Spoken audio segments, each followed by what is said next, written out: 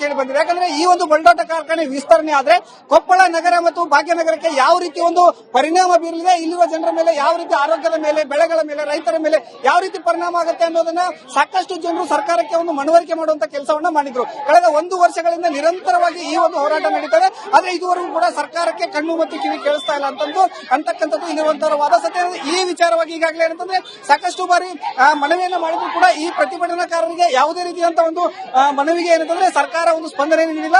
ಹೀಗಾಗಿ ಕಳೆದ 117 ದಿನಗಳಿಂದ ನಿರಂತರವಾಗಿ ಒಂದು ಹೋರಾಟ ನಡೀತಾ ಇದೆ. ಆ ಹೋರಾಟದಲ್ಲಿ ಇವತ್ತು 117 ದಿನ ಮತ್ತು ಏನಂತಂದ್ರೆ ಈ ಹೋರಾಟಕ್ಕೆ ಇವತ್ತು 1 ವರ್ಷ ತುಂಬುತ್ತೆ. ಈ ಹಿನ್ನೆಲೆಯಲ್ಲಿ ಇವತ್ತು ಮತ್ತೆ ಕೊಪ್ಪಳವನ್ನ ಬಂದ್ ಮಾಡಿ ಪ್ರತಿಭಟನಾಕಾರರು ಹೋರಾಟವನ್ನು ಮುಂದುವರಿಸಿದ್ದಾರೆ. ಸದ್ಯದಲ್ಲಿ ನನ್ನ ಜೊತೆ ಈಗ ತಾನೇ ನಾವು ಮಾತಾಡ್ತಾ ಇದ್ವಿ ಹರ್ಷರಾಜ್ ಕಟ್ಟಿಮನಿ ಅಂತ ಹೇಳಿ. ಇಲ್ಲಿರುವಂತಹ ಪರಿಸ್ಥಿತಿ ಏನಂತಂದ್ರೆ ಒಂದು ರೀತಿ ಏನಂದ್ರೆ ಈ ಆಕ್ಸಿಜನ್ ಮಾಸ್ಕ್ ಅನ್ನ ಹಾಕೊಂಡು ಏನಂತಂದ್ರೆ ಒಂದು ಇಲ್ಲಿರುವ ಪರಿಸ್ಥಿತಿಯನ್ನ ಸರ್ಕಾರಕ್ಕೆ ಮನವರಿಕೆ ಮಾಡುವಂತ ಒಂದು ಕೆಲಸವನ್ನ ಮಾಡ್ತಾ ಇದೆ. ಸದ್ಯ ನೀವು ನೋಡ್ತಾ ಇರಬಹುದು 10 ವರ್ಷದ ಬಾಲಕ ಈ ಹರ್ಷರಾಜ್ ಕಟ್ಟಿಮನಿ ಅಂತ ಹೇಳಿ ಸೈಕಲ್ ಮೂಲಕ ಬಂದು ಈ ಒಂದು ಏನು ಆಕ್ಸಿಜನ್ ಮಾಸ್ಕ್ ಅನ್ನ ಹಾಕೊಳ್ಳುವ ಮೂಲಕ ಏನಂತಂದ್ರೆ ಪ್ರತಿಭಟನೆಗೆ ಬೆಂಬಲವನ್ನ ಕೊಟ್ಟು ಇಲ್ಲಿರುವಂತಹ ಪರಿಸ್ಥಿತಿಯನ್ನ ನೈಜವಾಗಿ ಜನರಿಗೆ ಮತ್ತು ಸರ್ಕಾರಕ್ಕೆ ಕೊಡುವಂತ ಒಂದು ಕೆಲಸಕ್ಕೆ ಮುಂದಾಗ್ತಾ ಇದ್ದಾರೆ. ಇದನ್ನ ಜೊತೆಗೆ ಏನಂತಂದ್ರೆ ಈಗಾಗಲೇ ಇಲ್ಲಿರುವಂತಹ ಕಲುಷಿತ ನೀರು ಯಾವ ತರ ಇದೆ ಅದೆಲ್ಲವನ್ನು ಕೂಡ ಪ್ರದರ್ಶನ ಮಾಡ್ಲಿಕ್ಕೆ ಇಲ್ಲಿ ಬಂದಿದ್ದಾರೆ. ನೀವು ನೋಡ್ತಾ ಇರಬಹುದು ಈ ವ್ಯಕ್ತಿಯನ್ನ ಆ ಬಾಲಕನ ನಾನು ಇಲ್ಲಿ ಮಾತಾಡಿಸ್ತೀನಿ. ಇದೆಲ್ಲ ಆಗ್ಲಿಕ್ಕೆ ಏನ್ ಕಾರಣ ಏನಂತೇಳಿ ನೀನು ಈ ರೀತಿ ಮಾಸ್ಕ್ ಎಲ್ಲ ಹಾಕೊಂಡು ಬಂದು ಹೋರಾಟಕ್ಕೆ ಬಂದಿದ್ದೀರಾ, ಏನ್ ಸಂದೇಶ ಕೊಡಕ್ ಹೋಗ್ತಾ ಇದ್ದೀನಿ ಸರ್ಕಾರಕ್ಕೆ? ಫ್ಯಾಕ್ಟರಿಯಿಂದ ಜಾಸ್ತಿ ನಮಗೆ ಫ್ಯಾಕ್ಟರಿಯಿಂದ ನಮ್ಗೆ ಸಮಸ್ಯೆ ಆಗತ್ತಿದ್ದಂಕ ಅದಕ್ಕಂತ ನಾವು ಇಲ್ಲಿ ಹೋರಾಟ ಮಾಡಕತ್ತೀವಿ. ಈಗ ಸುಮಾರು ಸತಿ ಇಷ್ಟು ದಿವಸದಿಂದ ಹೋರಾಟ ನಡೀತಾ ಇತ್ತು, ಸರ್ಕಾರದವರೆಲ್ಲ ಏನ್ ಮಾಡ್ತಾರ ಅಂತ ಅವರು ಮನ್ಯಾಗ ಎಲ್ಲ ಸುಮ್ಮನೆ ಕುಂದಿರ್ತಾರೆ. ಇಲ್ಲಿ ಬಂದು ನೋಡಲ್ಲ, ಇಂತ ನೀರ್ ಕುಡಿತಾರನ್ರಿ, ನಾವ್ ಇಂತ ನೀರ್ ಕುಡಿದು ಇಂತ ಆಹಾರ ತಿಂದು ನಾವು ಸಾಯ್ತೀವಿ, ಅವ್ರೇನ ಇಂತ ನೀರ್ ಕುಡಿತಾರನ್ರಿ, ಅದಕ್ಕಂತ ನಾವ್ ಇಲ್ಲಿ ಹೋರಾಟ ಮಾಡಕತ್ತೀವ್ರಿ. ಸಿದ್ದರಾಮಯ್ಯ ಸರ್ ಅದಾರಲ್ಲ, ಅವರು ಇಂತ ನೀರು ಕುಡಿಯಲ್ಲ, ಇಂತ ಊಟ ತಿನ್ನಲ್ಲ, ಅಂತದ್ದು ನಾವು ತಿಂತೀವಿ. ಅದಕ್ಕಂತೇಳಿ ಫ್ಯಾಕ್ಟರಿ ಬಂದ್ ಮಾಡ್ಸಬೇಕು, ಅದಕ್ಕಂತೇಳಿ ನಾನು ಮನವಿ ಕೊಡ್ತೇನೆ. ಅಲ್ಲ ಈಗ ಅವರೆಲ್ಲರೂ ಈ ತರದ್ ಯಾವ್ದು ನೋಡಲ್ಲ, ಇಲ್ಲಿ ಬಂದ್ ಯಾರು ನೋಡೇ ಇಲ್ಲ ಅಂತೆಲ್ಲ. ಈಗ ಬರ್ಬೇಕ್ರಿ, ನಾವಿಲ್ಲಿ ಸಹಾಯಕತ್ರ ಅವ್ರಿ ಹಿರೇಬಗಣ ಸುತ್ತಮುತ್ತ ಊರಿನಲ್ಲಿ ಕೂಡ ಅವ್ರ ಫ್ಯಾಕ್ಟರಿ ಹಾಕ್ತಾರ. ನಾವು ಸಹಾಯಬೇಕ್ರಿ, ಅವರಿಗೆ ಸತ್ರ ಚಲೋ ಆಗೋದ್ರಿ. ಅದಕ್ಕಂತೇಳಿ ನಾವು ಇಷ್ಟ ಫ್ಯಾಕ್ಟರಿ ಬರಬಾರ್ದಂತ ಮಾಡಿದ್ರು ಅವ್ರು ಕೇಳ್ಕೊಂಡ್ರಿ. ಈ ಒಂದು ಏನು ಬಾಲಕ ಏನದಾನೆ, ಈ ಬಾಲಕನ ಒಂದು ಆಕ್ರೋಶದ ಮಾತಂತ ಹೇಳ್ಬೋದು. ಆಗ್ತಿರುವ ಬಲ್ಡೋಟ ಕಾರ್ಖಾನೆ ವಿಸ್ತರಣೆ ವಿರೋಧಿಸಿ ಇವತ್ತು ಕೊಪ್ಪಳ ಬಂದ್ ಕರೆಯನ್ನ ಕೊಟ್ಟಿದ್ದಾರೆ. ಇವತ್ತು ಈ ಒಂದು ಬಂದ್ ನಲ್ಲಿ ಕೊಪ್ಪಳ ತಾಲೂಕಿನ ಹಿರೇಬಗನಾಳ ಗ್ರಾಮದ ರೈತರು ಏನಂತಂದ್ರೆ ಒಂದು ಅಣಕು ಶವಯಾತ್ರೆಯನ್ನ ಮಾಡುವ ಮೂಲಕ ತಮ್ಮ ಆಕ್ರೋಶವನ್ನ ಹೊರಹಾಕ್ತಾ ಇದ್ದಾರೆ. ದೃಶ್ಯಗಳಲ್ಲಿ ನಿಮಗೆ ತೋರಿಸ್ತಾ ಹೋಗ್ತಾ ಇದ್ದೀನಿ. ಈ ಒಂದು ಅಣಕು ಶವಯಾತ್ರೆಯನ್ನ ಹಿರೇಬಗನಾಳ ಗ್ರಾಮದ ರೈತರು ತೋರಿಸ್ತಾ ಇದ್ದಾರೆ. ಇದರ ಅರ್ಥ ಏನಂತಂದ್ರೆ ಗ್ರಾಮದಲ್ಲಿರುವಂತಹ ರೈತರ ಪ್ರತಿಯೊಂದು ಪರಿಸ್ಥಿತಿ ಏನಂದ್ರೆ ಈ ರೀತಿ ಆಗ್ತಾ ಇದೆ. ಸರ್ಕಾರ ಏನು ಅಂತಂದ್ರೆ ಮತ್ತೆ ಕಾರ್ಖಾನೆಯ ಮಾಲೀಕರು ಎಲ್ಲರೂ ಸೇರಿ ರೈತರ ಒಂದು ಶವಯಾತ್ರೆಯನ್ನ ಮಾಡ್ತಾ ಇದ್ದಾರೆ ಅನ್ನುವಂತ ಒಂದು ಸಂದೇಶವನ್ನ ಕೊಡ್ಲಿಕ್ಕೆ ಹಿರೇಬಗನಾಳ ಗ್ರಾಮದ ಈ ಒಂದು ರೈತರು ಮುಂದಾಗ್ತಾ ಇದ್ದಾರೆ. ಇವತ್ತು ಹಿರೇಬಗನಾಳ ಗ್ರಾಮದಿಂದ ಬಂದಂತಹ ಈ ರೈತರು ಅಣಕು ಶವಯಾತ್ರೆ ಮಾಡುವ ಮೂಲಕ ತಮ್ಮಲ್ಲಿರುವಂತಹ ಆಕ್ರೋಶವನ್ನ, ತಮ್ಮ ಪರಿಸ್ಥಿತಿಯನ್ನ ಸರ್ಕಾರಕ್ಕೆ ತೋರಿಸಬೇಕು, ಜನಪ್ರತಿನಿಧಿಗಳಿಗೆ ತೋರಿಸಬೇಕು, ತಮ್ಮ ಕಷ್ಟವನ್ನ ತೋರಿಸಬೇಕು ಅನ್ನುವಂತ ಒಂದು ಉದ್ದೇಶದಿಂದ ಇಂತಹ ಒಂದು ಕೆಲಸಕ್ಕೆ ಮುಂದಾಗ್ತಾ ಇದ್ದಾರೆ. ಇಲ್ಲಿ ಸಾಕಷ್ಟು ಜನ ರೈತರಿದ್ದಾರೆ, ಸ್ವಾಮೀಜಿಗಳಿದ್ದಾರೆ, ಇವರೆಲ್ಲರೂ ಬಂದಿದ್ದಾರೆ. ಅವ್ರನ್ನ ನಾನು ಮಾತಾಡ್ತಾ ಹೋಗ್ತೀನಿ. ಇಲ್ಲಿ ಸ್ವಾಮೀಜಿಗಳು ಕೂಡ ಇದ್ದಾರೆ, ಅವ್ರನ್ನ ಕೇಳ್ತೀನಿ. ಸ್ವಾಮೀಜಿ ಅವರು ಇವತ್ತು ಏನ್ ಸಂದೇಶ ಕೊಡ್ಲಾಕ್ ಹೋಗ್ತಾ ಇದ್ದೀರಿ, ಏನು ಒಂದು ಶವಯಾತ್ರೆ ಮಾಡ್ತಾ ಏನೇನ್ ಸರ್ ಇದು ನಮ್ಮ ಬಗನಾಳ ಮತ್ತೆ ಎಲ್ಲ ಕೊಪ್ಪಳ ತಾಲೂಕಿನ ಹಳ್ಳಿ ಗ್ರಾಮದಿಂದ ರೈತರು ಆಗಮಿಸಿದ್ದಾರೆ. ಇವತ್ತು ಏನಾಗಿದೆ ಅಂತ ನಮ್ಮ ಅಭಿನವ ಗವಿಸಿದ್ದೇಶ್ವರ ಸ್ವಾಮಿಗಳ ನೇತೃತ್ವದಲ್ಲಿ ಹೋಸಲೆ ಒಂದು ಹೋರಾಟ ಮಾಡಿದ್ವಿ, ಫ್ಯಾಕ್ಟರಿ ಬಂದ್ ಮಾಡ್ಬೇಕಂತಂದು. ಆದ್ರೆ ಹೇಳಕ್ ಇಷ್ಟಪಡ್ತೀರಿ, ಎಲ್ಲ ಬಂದ್ ಆಗ್ಬೇಕಂತ ನಮ್ದು. ಅಲ್ಲ ಈ ಒಂದು ಶವಯಾತ್ರೆ ಮಾಡಕ್ ಕಾರಣ ಏನಂದ್ರೆ ರೈತರು ಇದೇ ಪರಿಸ್ಥಿತಿ ಒಳಗೆ ಅದಾರ ನೋಡಿ, ಎಲ್ಲರೂ ಸಾಯಕತ್ತಾರ್ರಿ, ಒಬ್ಬರಲ್ಲ ಎಲ್ಲರೂ ಸಾಯ್ತೀವಿ. ಬೂದಿ ತಿಂದು ಈ ಶ್ರಮ ಬೂದಿದ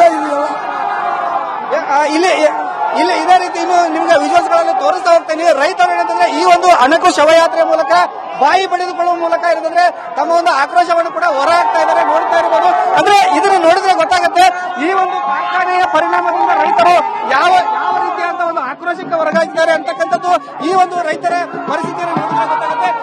ಇಷ್ಟೊಂದು ತೀವ್ರ ತೀವ್ರ ಪ್ರಮಾಣದಲ್ಲಿ ಕಾರ್ಖಾನೆಗಳಿಂದ ರೈತರಿಗೆ ಜನರಿಗೆ ಸಾಕಷ್ಟು ತೊಂದರೆ ಇದ್ರೂ ಕೂಡ ಸರ್ಕಾರ ಯಾಕೆ ಇವರ ಒಂದು ಮನವಿಗೆ ಸ್ಪಂದನೆ ಮಾಡ್ತಾ ಇಲ್ಲ, ಈ ಒಂದು ಕಾರ್ಖಾನೆಯನ್ನ ಕೊಪ್ಪಳದಿಂದ ತೊಲಗಿಸ್ತಾ ಇಲ್ಲ ಅಂತಕ್ಕಂಥದ್ದು ಯಕ್ಷ ಪ್ರಶ್ನೆ ಆಗಿದೆ. ಈಗ ಸದ್ಯ ಏನಂದ್ರೆ ಕಳೆದ 1 ವರ್ಷಗಳಿಂದ ನಿರಂತರವಾಗಿ ಈ ಒಂದು ಹೋರಾಟ ನಡೀತಾ ಇದೆ. ಆದ್ರೆ ಈಗ ಮತ್ತೆ ಕೂಡ ಅನಿವಾರ್ಯವಾಗಿ ಹೋರಾಟಗಾರರು ಮತ್ತೆ ಈ ಒಂದು ಕೊಪ್ಪಳ ಬಂದ್ ಕರೆಯನ್ನು ನೀಡಿದ್ದಾರೆ. ಸದ್ಯ ಈ ಒಂದು ಶವಯಾತ್ರೆ ಮಾಡುವ ಮೂಲಕ ರೈತರು ತಮ್ಮ ಆಕ್ರೋಶವನ್ನು ಹೊರಹಾಕ್ತಾ ಇದ್ದಾರೆ ಅಂತ ಹೇಳ್ಬೋದು. Camera person Manjuraj Hiremath Koppal. ಅದಕ್ಕಂತ ನಾವಿಲ್ಲಿ ಹೋರಾಟ ಮಾಡಕತ್ತೀವ್ರಿ. ಏನಾಗ್ಬೇಕಂತ ಸಿದ್ದರಾಮಯ್ಯ ಸರ್ ಅದಾರಲ್ಲ, ಅವರು ಇಂತ ನೀರು ಕುಡಿಯಲ್ಲ, ಇಂತ ಊಟ ತಿನ್ನಲ್ಲ, ಅಂತದ್ದು ನಾವು ತಿಂತೀವಿ. ಅದಕ್ಕಂತೇಳಿ ಫ್ಯಾಕ್ಟ್ರಿ ಬಂದ್ ಮಾಡಿಸಬೇಕು. ಅದಕ್ಕಂತೇಳಿ ನಾನು ಮನವಿ ಕೊಡ್ತೇನೆ. ಅಲ್ಲ, ಈಗ ಅವರೆಲ್ಲರೂ ಈ ತರದ್ ಯಾವ್ದು ನೋಡಲ್ಲ, ಇಲ್ಲಿ ಬಂದ್ ಯಾರು ನೋಡೇ ಇಲ್ಲ ಅಂತೆಲ್ಲ. ಈಗ ಬರ್ಬೇಕ್ರಿ, ನಾವಿಲ್ಲಿ ಸಹಾಯಕತ್ರ ಅವ್ರಿ ಹಿರೇಬಗಣ ಸುತ್ತಮುತ್ತ ಊರಿನಲ್ಲಿ ಕೂಡ ಅವ್ರ ಫ್ಯಾಕ್ಟ್ರಿ ಹಾಕ್ತಾರ. ನಾವು ಸಹಾಯಬೇಕ್ರಿ ಅವರಿಗೆ, ಸತ್ರ ಚಲೋ ಆಗೋದ್ರಿ. ಅದಕ್ಕಂತೇಳಿ ನಾವು ಇಷ್ಟ ಫ್ಯಾಕ್ಟ್ರಿ ಬರಬಾರ್ದಂತ ಮಾಡಿದ್ರು ಅವ್ರು ಕೇಳ್ಕೊಂಡ್ರಿ. ಈ ಒಂದು ಏನು ಬಾಲಕ ಏನದಾನೆ, ಈ ಬಾಲಕನ ಒಂದು ಆಕ್ರೋಶದ ಮಾತಂತ ಹೇಳ್ಬೋದು. ಆಗ್ತಿರುವ ಬಲ್ಡಾಟ ಕಾರ್ಖಾನೆಯ ವಿಸ್ತರಣೆಯನ್ನು ವಿರೋಧಿಸಿ ಇವತ್ತು ಕೊಪ್ಪಳ ಬಂದ್ ಕರೆಯನ್ನು ಕೊಟ್ಟಿದ್ದಾರೆ. ಇವತ್ತು ಈ ಒಂದು ಬಂದ್ನಲ್ಲಿ ಕೊಪ್ಪಳ ತಾಲೂಕಿನ ಹಿರೇಬಗನಾಳ ಗ್ರಾಮದ ರೈತರು ಹೇಳ್ತಂದ್ರೆ ಒಂದು ಅಣಕು ಶವಯಾತ್ರೆಯನ್ನ ಮಾಡುವ ಮೂಲಕ ತಮ್ಮ ಆಕ್ರೋಶವನ್ನ ಹೊರಹಾಕ್ತಾ ಇದ್ದಾರೆ. ದೃಶ್ಯಗಳಲ್ಲಿ ನಿಮಗೆ ತೋರಿಸ್ತಾ ಹೋಗ್ತಾ ಇದ್ದೀನಿ.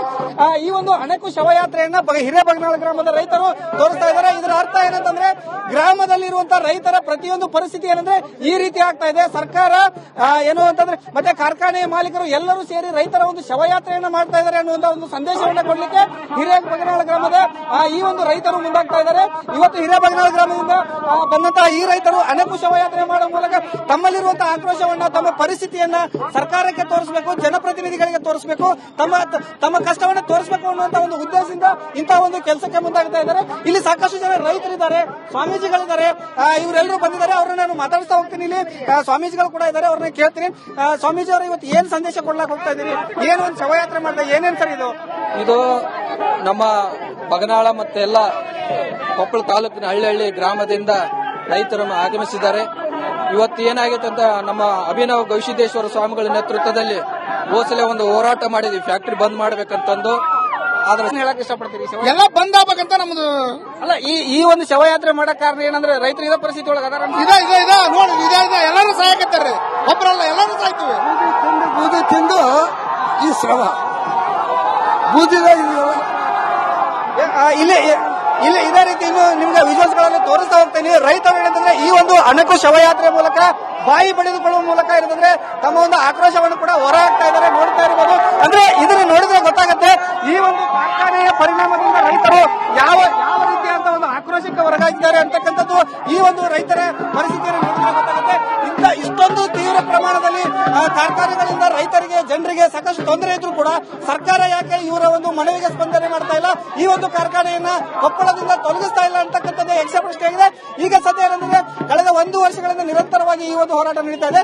ಆದ್ರೆ ಈಗ ಮತ್ತೆ ಕೂಡ ಅನಿವಾರ್ಯವಾಗಿ ಹೋರಾಟಗಾರರು ಮತ್ತೆ ಈ ಒಂದು ಕೊಪ್ಪಳ ಬಂದ್ ಕರೆಯನ್ನು ನೀಡಿದ್ದಾರೆ. ಸದ್ಯ ಈ ಒಂದು ಶವಯಾತ್ರೆ ಮಾಡುವ ಮೂಲಕ ರೈತರು ತಮ್ಮ ಆಕ್ರೋಶವನ್ನು ಹೊರಹಾಕ್ತಾ ಇದ್ದಾರೆ ಅಂತ ಹೇಳ್ಬೋದು. Camera person Manjuraj Hiremath Koppal.